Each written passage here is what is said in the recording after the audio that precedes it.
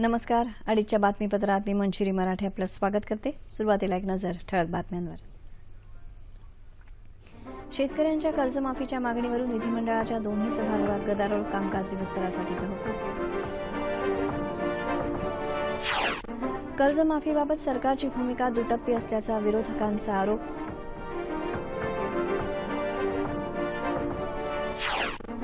उत्तर प्रदेशातल्या लखनौ इथं झालेल्या चकमक प्रकरणाची चौकशी एनआयए मार्फत करणार केंद्रीय गृहमंत्र्यांची राज्यसभेत माहिती. तुरीला हमीभाव देण्याची खासदार रक्षा खडसे यांची मागणी, तर शिवसेना खासदारांकडून शेतकऱ्यांच्या कर्जमाफीचा मुद्दा लोकसभेत उपस्थित. ऑगस्टा वेस्टलँड घोटाळा प्रकरणी प्रसारमाध्यमांच्या भूमिकेची चौकशी करण्याविषयीची याचिका सर्वोच्च न्यायालयानं फेटाळली. आणि क्रांतीज्योती सावित्रीबाई फुले यांच्या स्मृतिदिनानिमित्त देशभरातून मानवंदना.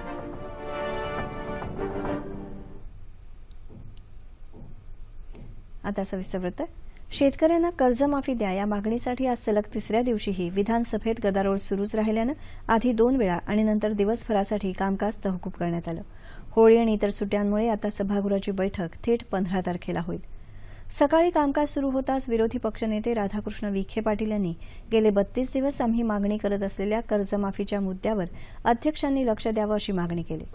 तेवढ्यात दोन्ही बाजूंनी घोषणाबाजी सुरू झाली आणि कामकाज अवघ्या मिनिटभरातच अर्ध्या तासासाठी तहकूब करावं लागलं. याआधी विरोधकांनी विधान भवनाच्या पायऱ्यांवर आजही आंदोलन केलं. पुन्हा कामकाज सुरू झाल्यावर अध्यक्ष हरिभाऊ बागडे यांनी प्रश्नोत्तरं पुकारली, मात्र गोंधळ सुरूच राहिला आणि दुसऱ्यांदा कामकाज तहकूब झालं. यानंतर शिवसेनेच्या सदस्यांनी विधान भवनाच्या पायऱ्यांवर आंदोलन केलं. त्यात त्यांचे काही मंत्री देखील सहभागी झाले. 12 वाजता सभागृह पुन्हा सुरू झाल्यावर गोंधळातच विधान कार्यमंत्री गिरीश बापट यांनी कामकाज सल्लागार समितीच्या बैठकीचा अहवाल वाचला. त्यानुसार उद्यापासून 14 तारखेपर्यंत सभागृहाला सुट्टी असणार आहे. समितीचा हा प्रस्ताव गोंधळातच मंजूर करण्यात आला. राज्यपालांच्या अभिभाषणाबद्दल त्यांचे आभार मानणारा ठरावही याच गोंधळात आवाजी मतदानानं संमत करण्यात आला आणि कामकाज दिवसभरासाठी स्थगित केल्याची घोषणा अध्यक्षांनी केली, असं आमचे प्रतिनिधी मिलिंद लिमये यांनी दिलेल्या बातमीत म्हटलं आहे. विधान परिषदेतही शेतकरी कर्जमाफीच्या मुद्द्यावरून वातावरण चांगलंच तापलं. त्यामुळे सभागृहाचं कामकाज आज दिवसभरासाठी तहकूब करण्यात आलं. आज कामकाज सुरू होताच राष्ट्रवादी काँग्रेसचे सुनील तटकरे यांनी या संदर्भात स्थगन प्रस्ताव मांडला. सरकार कर्जमाफीबाबत दुटप्पीपणाची भूमिका घेत असून शेतकऱ्यांमध्ये नैराश्य निर्माण करण्याचा जाणीवपूर्वक प्रयत्न करत आहे, असा आरोप तटकरे यांनी यावेळी केला. काँग्रेस आणि राष्ट्रवादी काँग्रेस त्यांच्या बँकांच्या फायद्यासाठी कर्जमाफीची मागणी करत आहे. या वित्तमंत्र्यांनी केलेल्या वक्तव्यावर टीका करत सरकारनं सावकारांचं कर्ज का माफ केलं, असा प्रश्न उपस्थित केला. सरकारनं आणखी कर्ज घ्यावं आणि शेतकऱ्यांच्या कर्जमाफीचा निर्णय द्यावा, अशी मागणी तटकरे यांनी केली. विरोधी पक्षनेते धनंजय मुंडे यांनी यावेळी बोलताना कर्जमाफी होणार नाही तोपर्यंत सभागृहाचं कामकाज चालवू देणार नाही, असं सांगत सरकारला शेतकऱ्यांची संख्या कमी करायची आहे का, असा प्रश्न विचारला. काँग्रेसचे गटनेते शरद रणपिसे यांनीही या प्रस्तावाला समर्थन दिलं. सभागृह नेते आणि महसूल मंत्री चंद्रकांत पाटील यांनी यावेळी बोलताना शेतकऱ्यांची आर्थिक परिस्थिती सुधारून त्यांचं जीवनमान उंचावण्यासाठी सरकार सर्वतोपरी प्रयत्न करत आहे, अशी ग्वाही दिली. फक्त कर्जमाफीनं प्रश्न सुटणार नाही, शेतकऱ्यांवर पुन्हा कर्ज काढण्याची वेळ येऊ नये यासाठी सरकार काम करत असल्याचं त्यांनी सांगितलं. मात्र विरोधकांचं समाधान झालं नाही, ते हौद्यात उतरले. यावेळी सत्ताधारी भाजपा सदस्य आणि विरोधकांनी एकमेकांविरोधात घोषणाबाजी केली. या गोंधळातच काही कागदपत्र मांडण्यात आली. मात्र गोंधळ कायम राहिल्यानं सभागृहाचं कामकाज पहिल्यांदा तासभरासाठी आणि नंतर दिवसभरासाठी तहकूब करण्यात आलं. विधान परिषदेत गेल्या 5 दिवसात एकदाही प्रश्नोत्तराचा तास झाला नाही, असं आमच्या प्रतिनिधी सोनल चव्हाण यांनी दिलेल्या बातमीत म्हटलं आहे. शेतकऱ्यांच्या कर्जमाफीचा मुद्दा आजही विरोधकांनी लावून धरला. जोपर्यंत सरकार कर्जमाफीची घोषणा करत नाही तोपर्यंत स्वस्थ बसणार नाही, अशी भूमिका विधानसभेचे विरोधी पक्षनेते राधाकृष्ण विखे पाटील यांनी विधिमंडळ परिसरात प्रसारमाध्यमांशी बोलताना मांडली.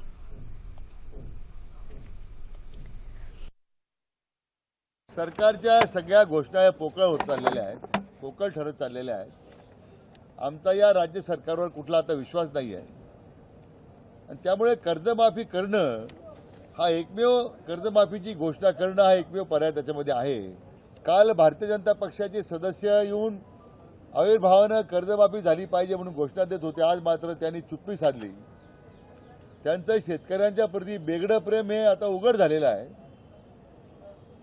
आणि म्हणून सगळ्याच पक्षांनी ही मागणी आता उचलून धरलेली आहे की राज्यातल्या बळीराजाचा आणखीन हा सरकार किती बळी घेणार आहेत आणि म्हणून आता सरकार जर म्हणत असेल की योग्य वेळ आम्ही करू, आता ही वेळ आलेली आहे आणि कर्जमाफी झाल्याशिवाय, कर्जमाफीची सरकारने घोषणा केल्याशिवाय आम्ही कोणत्याही परिस्थितीमध्ये स्वस्थ बसणार नाही.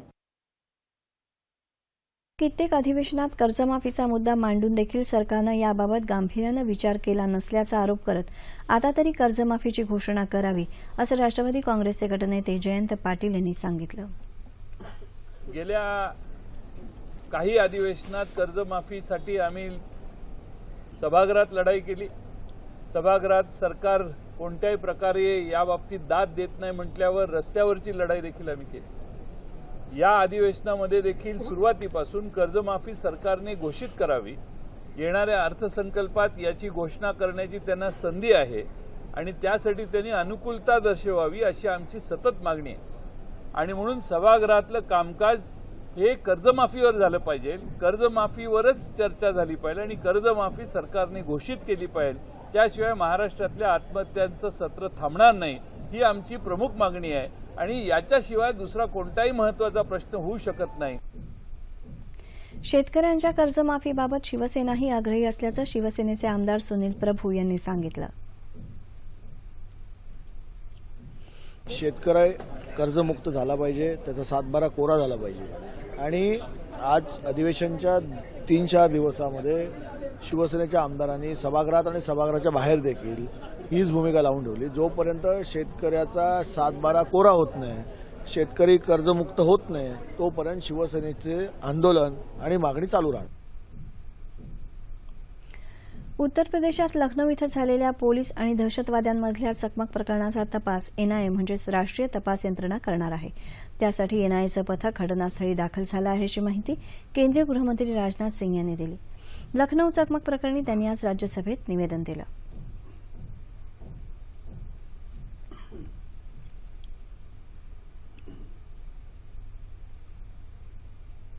चाहे आतंकवाद हो, चाहे जो भी एक्टिविटीज यहां पर हो हमारे देश में जो चल रही हो, हमारे देश की एक ऐसी प्रकार की कल्चर है, ऐसी एक संस्कृति है और इस संस्कृति में रचा बसा है, चाहे हिंदू हो, मुसलमान हो, ईसाई हो, कि किसी भी सूरत में मैं समझता हूं कि वह आतंकवाद अथवा अन्य ऐसी हिंसक गतिविधियों वह कभी भी इंडोर्स नहीं करेगा, किसी भी सूरत में समर्थन नहीं करेगा.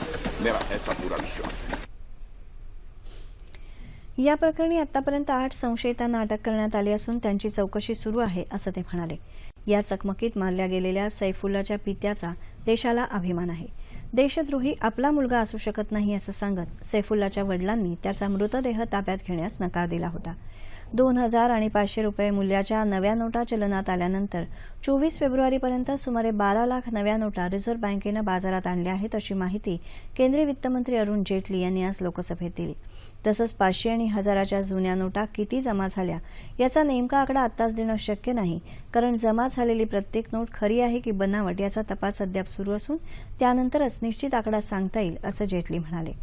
डिसेंबर महिन्यापर्यंत निव्वळ प्रत्यक्ष कर स्वरूपात 1,40,824 कोटी रुपये जमा झाल्याची माहिती त्यांनी दिली. त्याआधी लोकसभेत आज कामकाज सुरू होताच अण्णाद्रमुकच्या खासदारांनी जयललिता यांच्या मृत्यूची सीबीआय चौकशी करावी अशी मागणी केली. खासदारांनी केलेल्या गदारोळामुळे कामकाज 10 मिनिटांसाठी तहकूब झालं होतं. मुंबईचे खासदार गोपाळ शेट्टी यांनी राज्यात नुकत्याच झालेल्या स्थानिक स्वराज्य संस्थांच्या निवडणुकीदरम्यान मतदार याद्यांमधून अनेक नावं गायब झाल्याचा मुद्दा उपस्थित केला. हे गंभीर असून सरकारनं आणि निवडणूक आयोगानं त्याची दखल घ्यावी अशी मागणी त्यांनी केली. शिवसेनेच्या खासदारांनी आज शेतकऱ्यांच्या कर्जमाफीचा मुद्दा लोकसभेत उपस्थित केला. महाराष्ट्रातल्या शेतकऱ्यांना त्वरित कर्जमाफी द्यावी अशी मागणी खासदार चंद्रकांत खैरे आणि विनायक राऊत यांनी केली. राज्यात नाफेडच्या माध्यमातून अधिकाधिक तूर खरेदी केंद्र सुरू करावेत आणि तिथे मनुष्यबळाची व्यवस्था करावी अशी मागणी भाजपा खासदार रक्षा खडसे यांनी केली. यंदा राज्यात तुरीचं विक्रमी उत्पादन झालं आहे, त्यामुळे केंद्र सरकारनं तुरीला हमीभाव मिळवून द्यावा अशी मागणीही रक्षा खडसे यांनी केली. 5 राज्यात उद्या होणाऱ्या मतमोजणीसाठी केंद्रीय निवडणूक आयोगानं दिशानिर्देश जारी केले आहेत. मतमोजणी केंद्राच्या परिसरात 3 स्तरीय सुरक्षा व्यवस्था ठेवण्यात येणार आहे. यात स्थानिक पोलीस तैनात करण्यात येतील.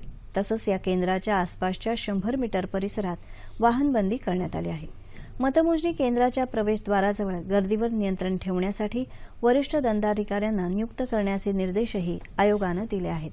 तसंच मतदान केंद्रांमध्ये मोबाईल फोन घेऊन जायला आयोगानं बंदी केली आहे.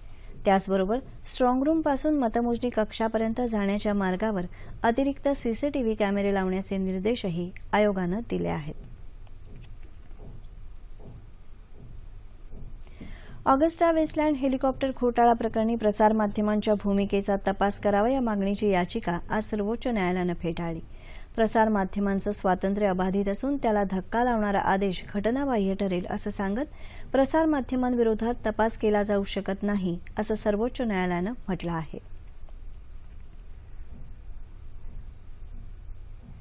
पेटीएम मोबाईल वॉलेटमध्ये क्रेडिट कार्डच्या माध्यमातून पैसे जमा करताना 2% शुल्क आकारण्याचा निर्णय पेटीएमनं मागे घेतला आहे. 2 दिवसांपूर्वी पेटीएमनं ही शुल्क वाढ केली होती. मात्र त्यावर टीका झाल्यानं ही वाढ मागे घेतली आहे. डिजिटल व्यवहाराचा वापर वाढल्यानंतर पेटीएम मोबाईल ॲप लोकप्रिय झाला असून त्याचा मोठ्या प्रमाणावर वापर केला जातो. वर्ष 2016मध्ये आलेल्या उत्तम मोसमी पावसामुळे यंदा देशात खरीपापाठोपाठ रब्बी पिकाचंही विक्रमी उत्पादन होण्याची शक्यता आहे. उपयोजित वित्तीय संशोधन विषयक राष्ट्रीय परिषदेनं हा अंदाज व्यक्त केला आहे. यावर्षीच्या रब्बी हंगामात कृषी विकासाचा दर 3.3% इतका असेल तर वर्षभराचा समग्र कृषी विकास दर 4.1% राहील असा अंदाज या परिषदेनं व्यक्त केला आहे. गेल्या वर्षी हा दर 1.2% होता. या रब्बी हंगामात गव्हाचं उत्पादन 96 ते 98 दशलक्ष टन होईल. तसंच तांदळाचं उत्पादन 13 दशलक्ष टनांच्या वर जाईल असा अंदाजही या परिषदेत व्यक्त केला आहे. जम्मू काश्मीरमधल्या पूंछ क्षेत्रात काल कर्तव्य बजावत असताना जवान दीपक घाटगे शहीद झाले. जवान घाटगे हे महाराष्ट्रातल्या सातारा जिल्ह्याचे रहिवासी आहेत. पूंछमध्ये पाकिस्तानी सैन्यानं सीमेचं उल्लंघन करून गोळीबार केला. त्याला प्रतिकार करत असताना झालेल्या चकमकीत घाटगे यांना वीरमरण आलं.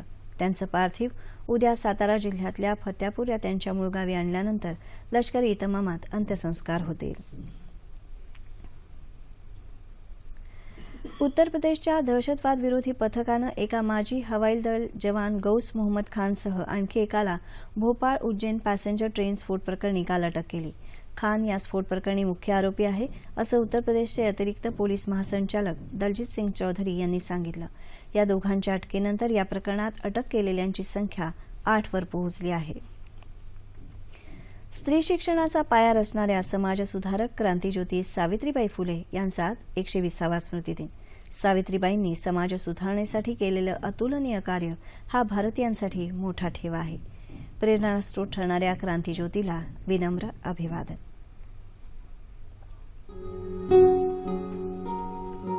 स्त्री स्वातंत्र्य आणि शिक्षण याबाबत आजच्या महिलांना जी मधुर फळं चाखायला मिळत आहेत त्यामध्ये सावित्रीबाई फुलेंचा वाटा मोलाचा आहे. ज्योतिरावांच्या प्रयत्नांनी त्या स्वतः शिकल्या आणि 1 जानेवारी 1848 रोजी पुण्यात भिडेवाडा इथं ज्योतिरावांच्या मदतीनं त्यांनी मुलींसाठी शाळा सुरू केली. विविध जातीच्या 9 मुली या शाळेत विद्यार्थिनी म्हणून दाखल झाल्या. स्त्री शिक्षण म्हणजे महापातक असं मानणाऱ्या तत्कालीन समाजाकडून त्यांना प्रचंड विरोध आणि मनस्तापही सहन करावा लागला. पण ब्रिटिशांनी मात्र 1852 साली या दाम्पत्याचा त्यांच्या शैक्षणिक कार्याबद्दल विश्रामबाग वाड्यात सत्कार केला. शिक्षणाबरोबरच विधवा पुनर्विवाहासाठी त्यांनी केलेलं कामही अतुलनीय आहे. गरोदर विधवा आणि त्यांच्या तसंच इतर अनाथ मुलांसाठी ज्योतिरावांनी सुरू केलेला अनाथाश्रम सावित्रीबाईंनी समर्थपणे चालवला. आपल्या घराच्या आवारातली विहीर त्यांनी अस्पृश्यांसाठी खुली केली. आत्महत्या करायला निघालेल्या एका गरोदर स्त्रीला ज्योतिरावांनी रोखलं आणि तिच्या होणाऱ्या अपत्याला स्वतःचं नाव लावू देण्याचं आश्वासन दिलं. सावित्रीबाईंनी हे मोठ्या मनानं मान्य करून त्या महिलेला आपल्या घरात आसरा दिला आणि तिचं बाळंतपण केलं. या बाळाला त्यांनी दत्तक घेतलं. तो पुढे डॉक्टर बनला.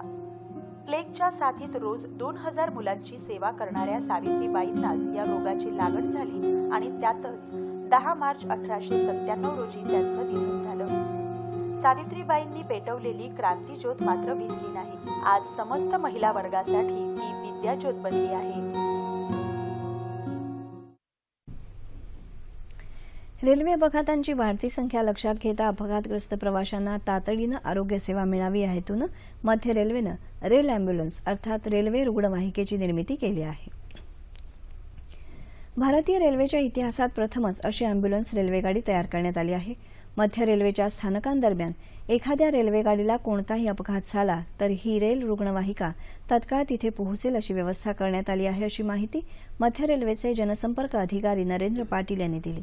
या रेल्वेगाडीत 4 कोच असून प्रत्येक कोचमध्ये वेगवेगळे विभाग आहेत, तसंच प्रत्येक कोचमध्ये डॉक्टरही उपलब्ध असणार आहेत। वेळप्रसंगी तातडीनं शस्त्रक्रिया करण्यासाठी आवश्यक सुविधाही या कोचमध्ये आहेत।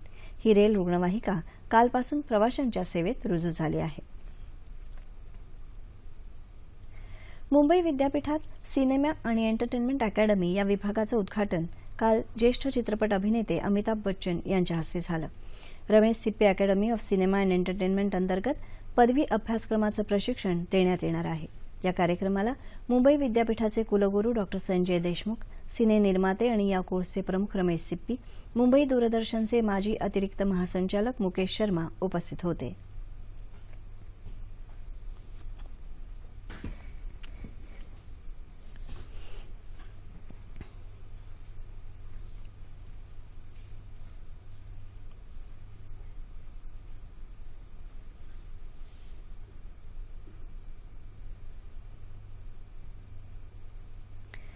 राज्य शासनाच्या सांस्कृतिक कार्य संचालनालयाच्या वतीनं जळगाव जिल्ह्यातल्या नगर देवळा इथं शाहिरी प्रशिक्षण शिबिराचं आयोजन करण्यात आलं आहे।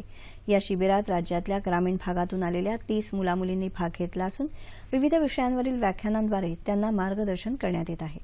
छत्रपती शिवाजी महाराजांच्या काळापासून ते आजतागायत अनेक मातब्बर शाहिरांनी आपल्या काव्यरचनांनी भारतीय स्वातंत्र्य संग्राम, परकीय आक्रमण, संयुक्त महाराष्ट्र चळवळ, गोवा मुक्ती संग्राम अशा विविध चळवळींमध्ये महत्त्वपूर्ण योगदान दिलं आहे। अशा समृद्ध परंपरेला नेटानं पुढे चालवण्यासाठी संस्कारशील बालशाहीर निर्माण करण्यासाठी दरवर्षी राज्यातल्या ग्रामीण भागात अशी शिबिरं आयोजित केली जातात। यंदाच्या वर्षी हा मान नगर देवळा या गावाला मिळाला आहे। हे शिबिर 19 मार्चपर्यंत चालणार आहे।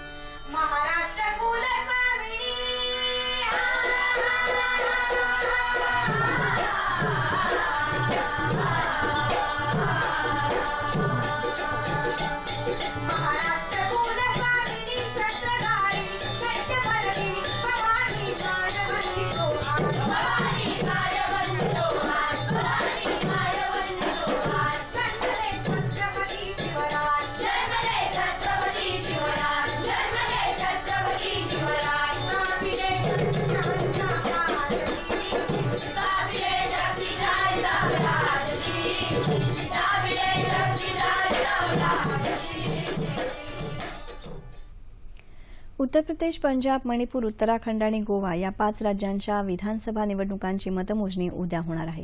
या निवडणूक निकालांचं विश्लेषण करणारा विशेष कार्यक्रम जनादेश 2017 आम्ही घेऊन येत आहोत।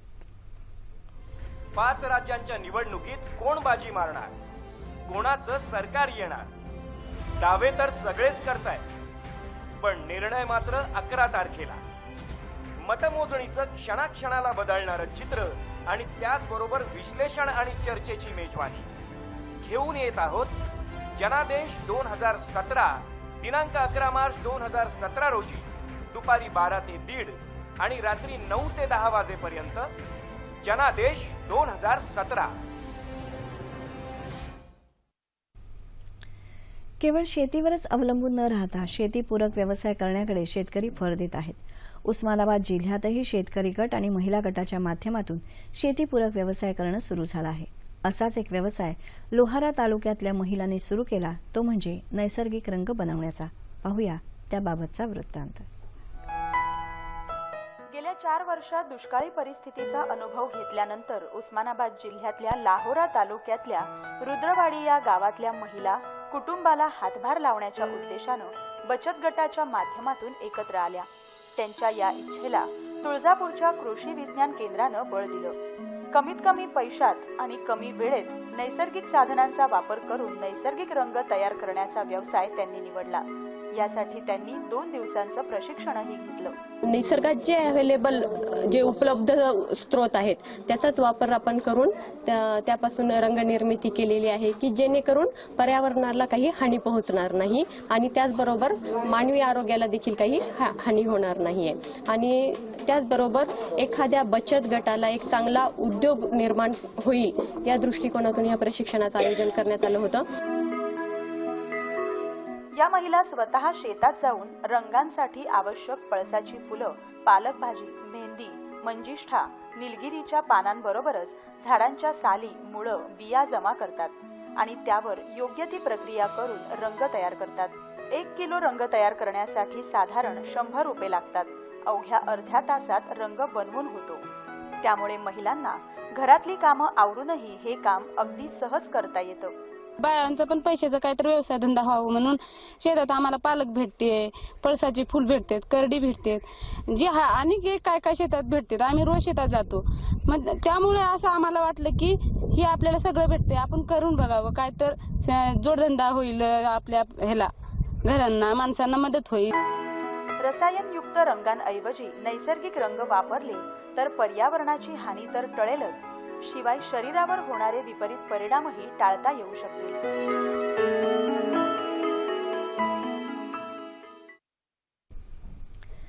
अवघी जागतिक चित्रपटसृष्टी आणि सिने रसिकांचे ज्या महोत्सवाकडे डोळे लागलेले असतात त्या फ्रान्समधल्या जगप्रसिद्ध कान आंतरराष्ट्रीय चित्रपट महोत्सवासाठी पठार या मराठी लघुपटाची निवड करण्यात आली आहे. सिने रसिकांची पंढरी म्हणून ओळखल्या जाणाऱ्या फ्रान्सच्या कान शहरात येत्या 17 आणि 28 मे दरम्यान हा चित्रपट महोत्सव होणार असून शॉर्ट फिल्म कॉर्नर या विभागाअंतर्गत पठार हा लघुपट दाखवण्यात येणार आहे. पठार हा लघुपट लेखक सतीश तांबे यांच्या पठारावर अमर या कथेवर आधारलेला आहे. निखिलेश चित्रे यांनी या लघुपटाचं दिग्दर्शन केलं असून लघुपटाची निर्मिती, पटकथा आणि संवाद लेखनही निखिलेश चित्रे यांचंच आहे. सर्जनशीलतेनं पठारचं छायाचित्रण करणाऱ्या स्वप्नील शेटे यांनी पठारचं संपादनही केलं आहे. कान चित्रपट महोत्सवात धडक देणाऱ्या पठार या लघुपटात राहुल तिवरेकर, तुषार पवार, केवल नागवेकर, हरिता पुराणिक आणि मानसी पुंडलिक यांच्या प्रमुख भूमिका आहेत. याआधी मुंबईत डिसेंबर 2016 मध्ये झालेल्या थर्ड आय आशियाई चित्रपट महोत्सवातही पठारची निवड झाली होती.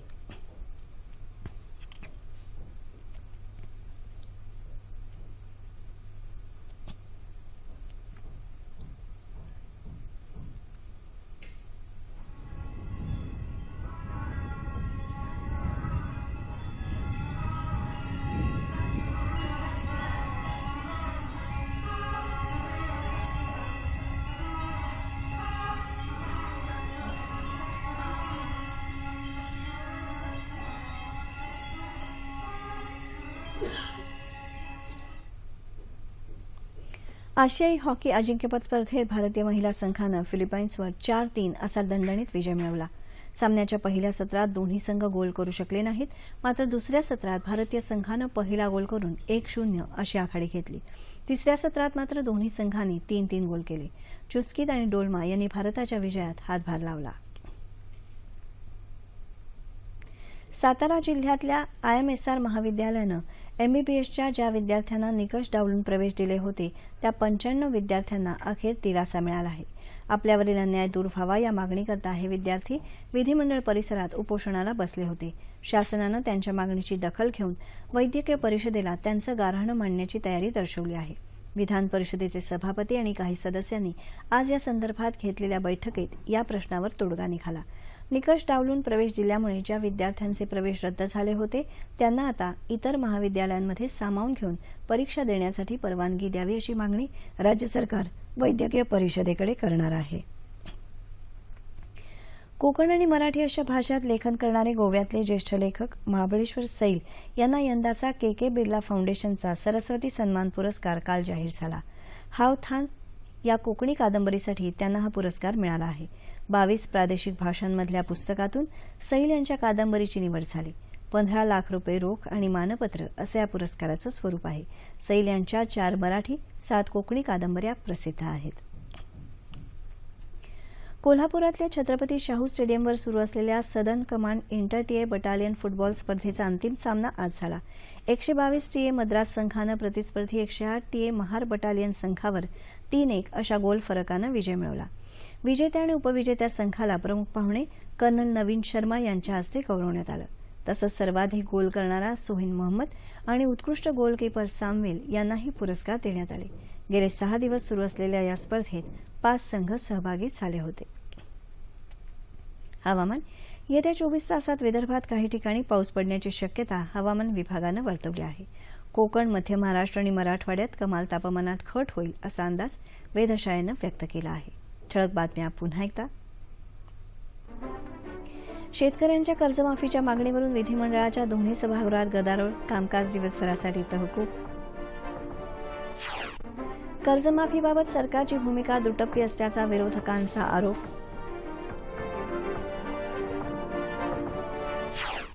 उत्तर प्रदेशातल्या लखनौ इथं झालेल्या चकमक प्रकरणाची चौकशी एनआयए मार्फत करणार केंद्रीय गृहमंत्र्यांची राज्यसभेत माहिती. तुरीला हमीभाव देण्याची खासदार रक्षा खडसे यांची मागणी, तर शिवसेना खासदारांकडून शेतकऱ्यांच्या कर्जमाफीचा मुद्दा लोकसभेत उपस्थित.